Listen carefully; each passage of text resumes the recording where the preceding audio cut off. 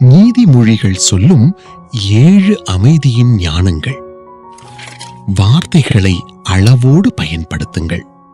நீதிமொழிகள் 10:19. முழுவதும் கேட்கும் முன் பதில் சொல்லாதீர்கள். நீதிமொழிகள் 18:13. வாக்குவாதத்தை தவிர்த்திடுங்கள். நீதிமொழிகள் 17:14. ரகசியத்தை ரகசியமாக வைத்திருங்கள். நீதிமொழிகள் 11:13. கோபத்தில் அமைதியாயிருங்கள். நீதிமொழிகள் 14:29. பதில் சொல்லும் முன் யோசியுங்கள். நீதிமொழிகள் 15:28. யாரையும் அவமதிக்காதீர்கள். நீதிமொழிகள் 11:12. இந்த 7 காரியங்களை வெறுத்து விடுங்கள். தீமையை வெறுத்து விடுங்கள். ரோமர் 12:9. வீண் சிந்தனைகளை வெறுத்து விடுங்கள். சங்கீதம் 119:113. தீயோர் வழிகளை வெறுத்து விடுங்கள். நீதிமொழிகள் 4:14-15.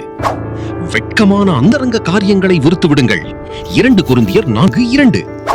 தேவனை விட்டு நம்மை பிரிக்கும் இச்சைகளை வெறுத்து விடுங்கள். தீத்து 2:12. பொய்யை வெறுத்து விடுங்கள். சங்கீதம் 119:163. அக்கிரமத்தை வெறுத்து விடுங்கள். எபிரேயர் 1:9.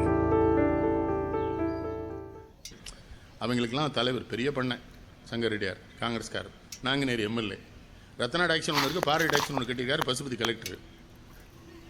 ஒரு தேதி வச்சுங்களேன். இப்போ நாளைக்கு தான் காமராஜ் திறக்க வரார். வந்துட்டார் காமராஜர். இல்லை, கலெக்டர் என்ன பண்ணுறாரு, தியேட்டருக்கு பெர்மிஷன் கொடுக்க மாட்டேன்ட்டார். போய் சோதிச்சார், பெயிண்ட் காயலை, வயரிங் சரியில்லை, மக்களுக்கு ஆபத்து இல்லைன்னு. காமராஜ் வந்து இறங்கியாச்சு.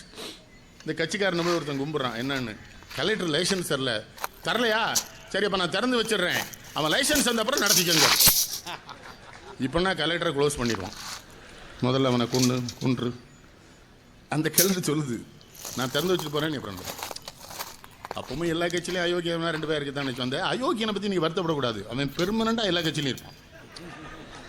அதில் ஒருத்தன் நைஸாக காமராஜ்கிட்ட போய், லைசன்ஸ்லாம் தர வேண்டாயா, சொல்லு, நீ ஏதோ சொல்ல வரையங்கிறார். இவருக்கு தெரியுது, அவனை அந்த குரல்லே காமிச்சிடுவார் சண்டாளையும். சொல்லு, அந்த கலெக்டரியா லைசன்ஸ் ராட்டா பரவாயில்ல, சொல்லு.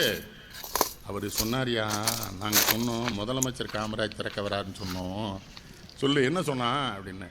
நான் நினச்சா முதலமைச்சர் ஆகிடுவேன், உங்கள் காமராஜ் நினச்சா கலெக்டராக முடியுமான்னு கேட்கான் ஐயா அப்படின்னு.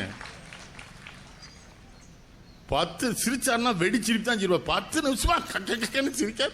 சரியா தானே கேட்டிருக்கான், லூசு பையில. நான் கலெக்டரா முடியுமால, முட்டா பையில. நம்ம ஜனநாயகத்தில் அவன் நின்றுவான், ஜெயிச்சு முதல் மந்திரி ஆயிடுவான்டா, படிச்ச பிள்ளை, முட்டா பையில. ஏல கலெக்டர்கிட்ட போய் நான் அசிங்கப்படுத்திட்டீங்களாங்க.